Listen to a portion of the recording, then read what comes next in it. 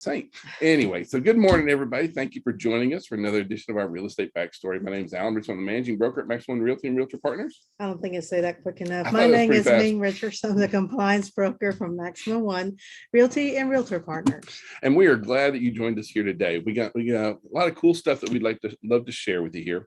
We kind of want to jump into, do you understand what the tax benefits of owning a home are? Because most of, like, especially for all the independent contractors, things like that, 1099s went out, and it's kind of moving into tax season. And so, but by the same token, we also see a lot of real estate professionals that don't take advantage of some of, and don't even know about some of the tax advantages of owning a home. And so we kind of want to cover those with you guys first off. So this is one of the benefits that you can and also talking topic that you can talk with your client to generate one interest, and two, when you generate interest, you become expert in the field, and therefore they are more likely trust you and use your service. So first thing is that you get mortgage interest deduction. So you can deduct the interest from your mortgage, the interest that you're paying from your mortgage. So the second one is that you can get a break on some of your property taxes, kind of thing. It doesn't give you a dollar for dollar kind of thing, but it does kind of go against that. And for those of you that are working from home, if you have a space designated for your office space, you can actually get a tax benefit of all utility, mortgage, and what have you. Yep, but it does have to be a dedicated office. It's and it's based on specs. Consult your tax accountant. Yep. I believe it's based on percentage of square footage equivalent to the house that you can take the percentage of write-off. First of all, we're not accountant. Well, she's actually an accountant, but we're not tax accountants. Nope, not practicing. So we also, or another one would be PMI. You can write off private mortgage insurance payments on there. Also, any energy efficiency upgrades. Now these are fairly limited, and we used to have a lot more of them, but now it really is only for solar and so for anything dealing with solar right now. So also home improvement to age in place. So now here's the trick on this one, yes. though. You have to have a note from your doctor. But let's be honest, we're all getting older. Any doctor is going to give you a note kind of thing, but you can, the only trick. So first thing is you have to have a note from the doctor. The second is you have to spend at least $4,500. So if you have those two conditions, and you can stay in place and show that you're aging in place, so you can pay for bathroom upgrades and things like that. Yeah, and this, if you do the upgrade, it has to be justified, meaning that you're putting a handrail for, because you're aging, you might be falling down at some point. Well, so but you could renovate your bathroom and add a handrail.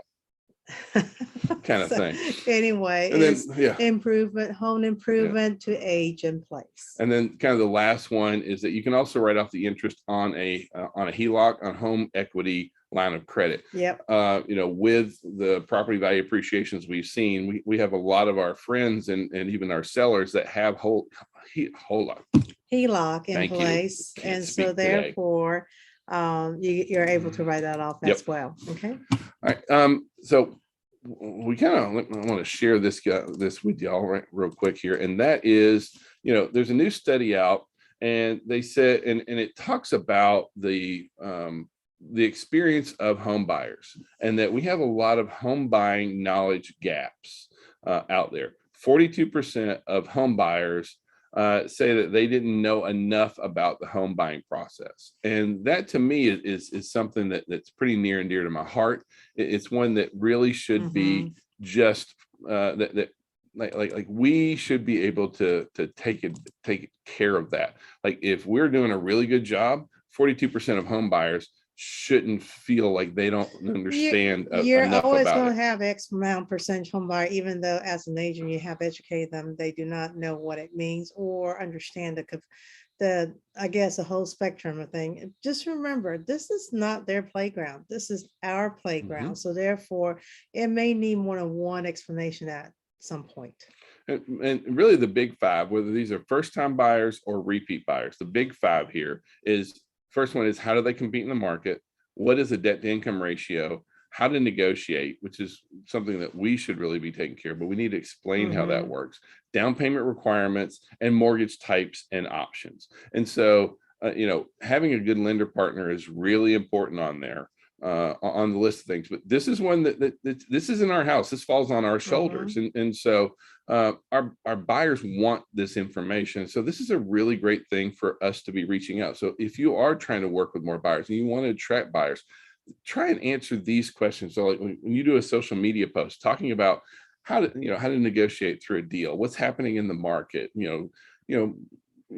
grab a lender and sit and do a quick video with them talking about the different types of mortgages and loans and that kind of stuff. So it's a really helpful thing to do. And also you may want to partner up with a lender, just do a first-time home buyer seminar once a month. I mean, you can do that in Zoom. So, not everybody has to drive. I personally, because our business is built on relationship, I will tell you it's better in person if you're able to. Now, as far as our market goes, January was really a rocking, but I mean, number wise, January was one of the best Januaries we've had. We'll actually show you some numbers on that here in a minute. The chief economist for the National Association of Realtors, he put out, he's talking about, what are we looking at for the rest of the year? And that, jobs came in really strong, but because of that jobs report that came in, it's probably going to entice the Fed to move even faster. And so we're also seeing, what he's seeing on the national is that apartment rents are continuing to accelerate. And so as those rents accelerate, it's going to make home buying even more in demand. But with the rates rising, that's going to push some of that demand down. So we have this weird mix of a lot of things happening in our marketplace right now. I mean, if you look at our national data on wrong one. Sorry, he shared the wrong one. Shared the wrong one. So we'll try this one again. So let's go with that one. So these are the January 2022 numbers kind of thing. If you look at where we are versus last year, also versus like a year ago, our active listings are down almost 30% in January. Well, that's 60% we're down from 2 years ago. This is pre-pandemic numbers there. New listings are down almost 9% versus 18% from 2 years ago. We know what's been happening with list prices and days on market, that kind of thing. So it really has been rocking. The other thing, just to share some additional data here with you, this slide here shows what's really going on with our supply. And so this shows our shortage of new home supply since 2012. Because some folks will be like, well, why are we out of houses? Right. Well, this is where our supply has really nobody built in 2012, 2013, 2014, up until probably 2018. That's when we see some. But our level is just so much lower than where it has been historically, kind of thing. And if you look at what's at the same time, these are our vacancy rates. This is the number of homes that sit vacant in the United States, and it's less than 1%. And if you guys remember just a few years back, we had these things called zombie houses. Those houses you just saw sitting vacant in different parts of the city, and they just sit there and sit there. There's no zombie houses anymore, so our vacancy rate is really, really low. And so this kind of shows the number of households formed versus housing starts. And you can see that we are not there. So in 2020, the U.S. saw 1.6 million household formations. Basically during that, let me just cut to the chase, okay? We grew 3.84 million homes from 2019 to the end of 2021. So we're short 6 million houses right now. And that's really, at the bottom line. That's why, even though we're going to see interest rates rising, even though we're going to see a lot of challenges coming into our market, we're going to see a shifting going on. But the demand is still greater than supply versus demand. Yep. So whether or not we're in bubble, I don't foresee that in the next year or two. I mean, I think some leveling will be coming up as we heading toward the summer market. Unfortunately, that is our highest selling point. And that you may see another uptick. But I think we're going to be hot and heavy through spring and summer, just based on supply versus demand. But where I do really see a shift coming is in the different price points, because as interest rates move up, we're going to see all the pressure, not all, but we're going to see a lot of pressure on that entry level price point. Basically everything under 300, under 250, anything under 200 is just going to be like hotcakes kind of thing. So, that starter home, the entry level product, that is going to be where I see the greatest amount of demand moving forward. And we also have the least amount of supply at the same time. So we also saw, in January, the consumer price index came out at 7.5%, which is like the highest in like 40 years. In addition to that, in the housing segment, we have a lot of other like additional I guess lateral corresponding. How about that? Yeah. businesses that corresponding with purchasing a home, Yeah. such as living room, kitchen, dining room furniture is up by almost Appliances, 20%. Appliances, Clocks, windows, bedroom. So floor covering and clock, lamps, and decorative. So everything has to do with a home is The price is receiving too damn high, right? Yeah, there we go.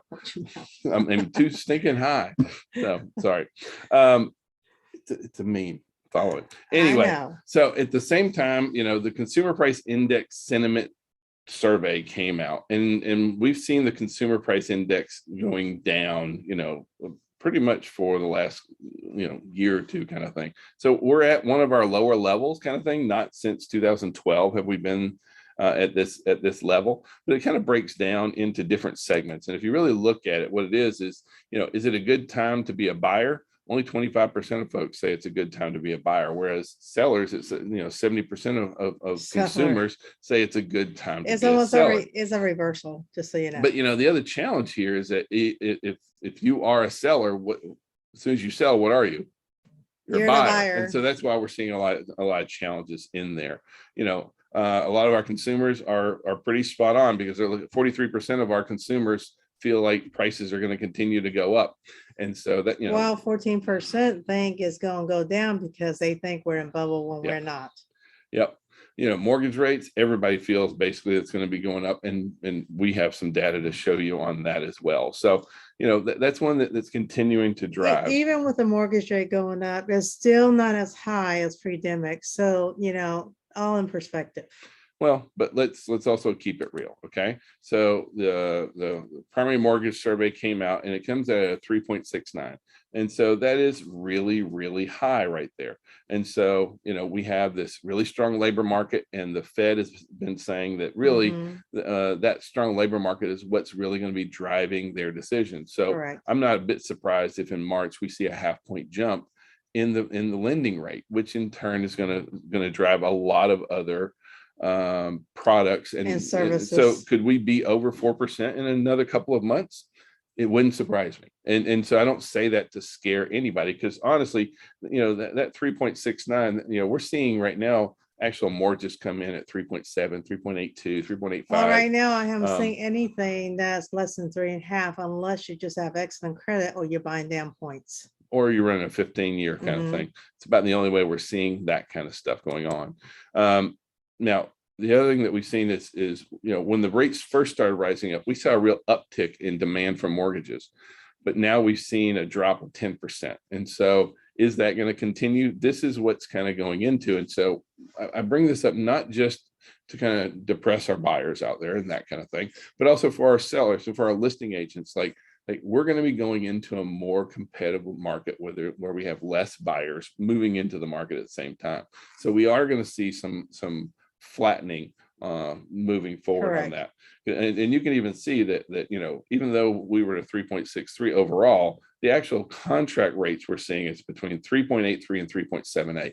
So is it unreasonable if the Fed raised federal funds rate and they completely stop all treasury buying? It's not unrealistic for us to figure that 4%. And I don't say, again, I'm not trying to scare anyone, but like let's keep it real, and let's be honest with our clients about what's going on.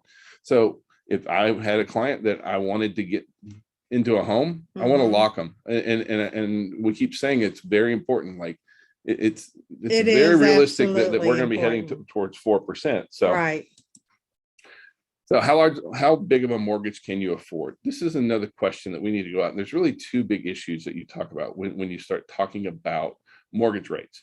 On average, banks say that they want your your monthly payment to be at 20% of your 28. I'm sorry. Thank you. Sorry. 28%. See, she That, always I mean, keeps me on the it's ball. very kind of thing. aggressive at 20%. Yeah. I'm just saying. But you also have to make sure that your DTI, your debt to income ratio, is under 33%. So, those are the two big figures out there. So when you're talking to buyers, it's important that we understand these numbers and that we can communicate these numbers, to our buyers as well. And then these are just, generic round figures, I understand, but when you go all the way back to the very first point we were talking about, of a lot of our buyers don't understand, they don't understand the process. I'm not saying you need to go be a lender, but you do need to understand the basics of how mortgages work. 90 Well, if you don't percent of understand our how it homes have a works, mortgage. So you don't understand what impact it has and what it really takes to be a buyer. And so, at the same time, we completely agree with the sentiment, and that is that shopping below budget is our best move for buyers right now. We know interest rates are moving up. We're going to continue to see pricing. Pricing is not going to drop. So if you're looking for 325 right now, and you haven't locked in your rates and you're just kind of out there shopping, you really should be looking at 300, because your buying power, our buyers' buying power over time is going to diminish, and prices are still going to continue to accelerate. So we need to be keeping it real, because once you go out and you look at $350,000 houses, it's hard to come back down. It really is. Nothing else looks well, that the good. thing is that right now, starter home, once again, the inventory for that extremely low. You will be bidding on the average 52, 53, 54. Other people at a price range between 200 and 250. And that's not uncommon. So just kind of prepare your buyer for it. Exactly. So you may have seen out in the news that there's this big headline out there: foreclosure activity in January 2022, highest since beginning of COVID pandemic. And it's kind of like, oh, foreclosures, maybe that market's coming back, and headlines like this pop up, and all of a sudden we start getting these phone calls like, hey, I'm looking for a list of foreclosures. I hear the foreclosures are back.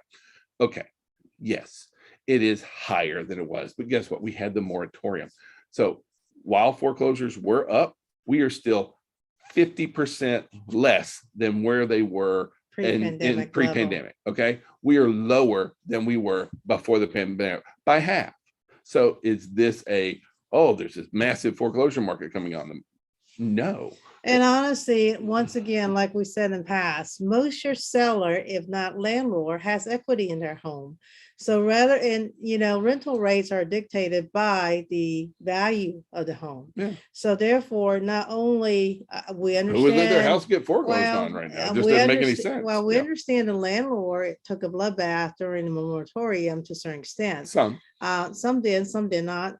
But even with that said, now they can increase their price anywhere from, I will say, I haven't seen a less than $200 per month up to $1,000 increase. We've seen such rental rates that are going through the roof right now. All right, we're also having a drop in the mortgage delinquency rates, and so a lot of this is like Ming said, as far as the property values keep appreciating, but then like if you let your mortgage go delinquent, where are you moving to? Because more than likely you're going to pay way more in rent than you're going to pay on a mortgage kind of thing. So we're seeing where, even though the foreclosure moratoriums, the eviction moratoriums, all these kind of programs have all ended, we're not seeing any kind of increase. As a matter of fact, we're seeing a decrease in the number of mortgage delinquencies right now. Yep. Now, what are home buyers looking for? And so this is there was a recent study out there that said, homeowners who bought prior to the pandemic versus during the pandemic, what was your home buying experience? And so the first one, was it stressful? 86% of our buyers right now said that the home buying process is stressful during the pandemic. And so again, we're going back to, we have a lot of buyers who are uneducated. They really want this information. And now on top of that, they're saying this is incredibly stressful. So the folks who bought during the pandemic said that was a big deal. Almost 80% of our buyers have lost at least one bid on a property right now. that we find stressful also. Now, that is a double-edged sword, because a lot of times our buyers will be, until they lose a property, They don't a understand lot of what them it's don't. like because, well, either that they're not getting the information or they're just stubborn enough to think that they know better than we do, which happens We have sometimes. that, well, I just want to try it, Right. maybe my realtor doesn't really know what she's talking about, and Or all of a he. sudden, or maybe he doesn't know what he's talking about, kind of thing. When it comes to, they also surveyed and said, hey, what's important to the home buyers? So guess what? Number one has moved up to the top of the list. Price. Yeah, and that makes perfect sense, right? That's where we see our greatest amount of pressure right there, is on price. Number two is on home size, then kitchen, outdoor space, storage space, bedroom size. So those issues are still, Which is remain interesting important. because some of the bedroom side for home built in 19, probably early 2000, late 1990s. Some of the bedroom are kind of small. Yeah, well, So now the bedroom size does but our homes matter. are getting older. I'll show you that in a second too. Okay. So what are the biggest deals for our home buyers today, or deal breakers? I'm sorry. And so the number one deal breaker out there is exterior issues, siding, damage, discolored.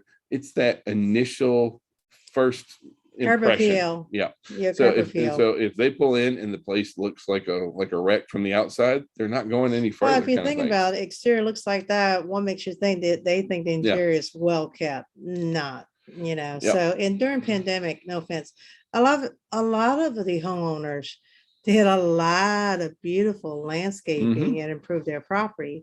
And so there's no reason why those property are not improved. Yeah. So number one is exterior. Then we have weatherproofing. Third is just they need a lot of little repairs.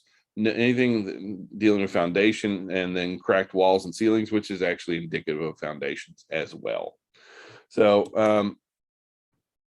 on a corresponding but different survey said, what are the most important things that we need to update before selling? And so kitchen cabinet repainting. Kitchen cabinets repainting. And now listen, the paints that are being out on the market for repainting cabinets are not like they used to be. Used to be you'd repaint cabinets and you just brush into them and it would flake off, or they'd be sticky, that kind of stuff. And so, but that's not how the product is today. So kitchen cabinet repaints, bathroom shower remodels, kitchen countertop upgrades, backsplash. These are the ones that through the National Association of Realtors have some of the average cost versus returns, and what's helping properties sell faster. Correct. And those are the big ones right there. So we have housing wealth has set new records for both owners and sellers. We this is nothing new, but again, we're seeing that the average profit right now from a home sale last year was about $94,000 is what the average seller took home last year. That's a pretty significant number especially when you start comparing that to like, what are renters seeing when they find a new rental? They're not, kind of thing.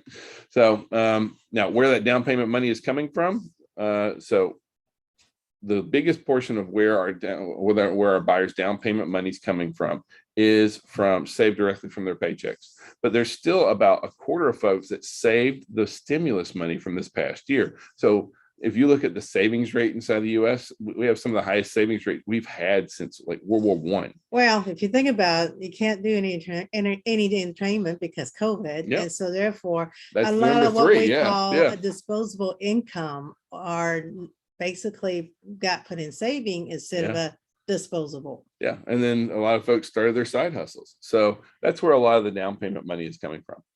All right. Bad news for you. So guess what? If you live, work in the Atlanta area, last year you lost 48 hours due to traffic in Atlanta. So you basically lost a week and plus, a day. Yeah, a work week sitting in traffic. We have the 11th worst traffic in the United States comparatively, kind of thing. So you can see who are and honestly, I thought we were worse. And I know, I'm pretty sure everyone on the list feels that way. But if you do any kind of driving, oh well, okay, maybe a little, but I try not to. But congestion across the United States with less people being out from the pandemic and more people moving back into the cities, that's continuing right now. Atlanta is running at a 21% congestion level, which seems way more If than you that. travel between exit Yeah, 224 and 221, you'll yeah, know what we're yeah. talking about. We're seeing a lot more privacy concerns with, it's called smart home tech adoption, but we're seeing a lot more cameras in houses. Everybody has smart TVs and speakers, that kind of stuff. But, as realtors, we really have to be very conscious of video cameras in properties as well Yep. as the doorbells. And we're seeing where, sellers especially are sitting there and stalking kind of thing. So you got to make sure that your buyers are being very tight-lipped about what they anything they see in the household and that kind of stuff. We have reports where a buyer and their agent will negotiate. Hey, I want to pull a full price offer. We'll go $20,000 over asking, standing on the front porch with the sellers listening. Right. So like we just need to be very conscious of what's going on. Basically, if you're out showing a home, you need to act like every place has a camera in it anymore. I know it shouldn't be that way, Video, but audio. it's just it's one of those things where we just got to make sure that we're being diligent and careful. Our homes are getting older, so if you also look like us, yeah, but better. So yes, our homes are getting older. So here's an interesting statistic for you. In 2011, the typical home age was, the typical home was built in 1993. And now here in 2021, guess what the typical home age, what year the average home was built in? 1993. It's the exact same. And so what we're seeing is that the younger the buyer, the older the home. And so that's kind of a shift that we've kind of seen. So if you are working with a lot of our millennials, younger millennials, that kind of stuff, we're seeing where if you work with boomers and Gen X, Gen Y, they're buying the newer homes, and our younger buyers are buying the older homes. And so a lot of these are rehabbed and renovated and that kind of stuff, and but they tend to be smaller. Right. But I just found that to be a very interesting statistic that just, if you're working with a different, with different ages of buyers, this is, these are legit. Like the younger the buyer, the older the house. So, well, that's partially because the price point. Yeah, that's true. So the IRS has backtracked on their selfie requirements, kind of thing. So just wanted to kind of share that out there. Not a whole lot of news, but we did bring up taxes earlier, so I probably should have put it there. But so the IRS was going to make us all do this selfies, facial recognition stuff, and they have backed off on that. Well, there's a lot of privacy among facial recognition and along with different security issue, and unfortunately, hackers gotten really, really good about certain things. So we want to kind of end here with some of the 20 great social media post ideas that you can do for this year. And so we just want to run through them real fast. So the first one is, check this out, right? That's a really appealing topic idea out there. Next one is anytime we got testimonials. People love testimonials. See this. What I love about the business. We're just going to go back and forth. Help me out, post. Yeah, I mean, I've seen those and they get a lot of response. And that goes from, from, hey, I'm looking for a good Mexican restaurant to, hey, does anyone have a house for sale? Or does anybody, hey, you guys know any other buyers? What's a good idea for certain things? My first real estate memory, my first real estate post, that kind of stuff. Before and after post, people love to see that. Oh, yeah. Dusty boots and those kind of things. Yeah.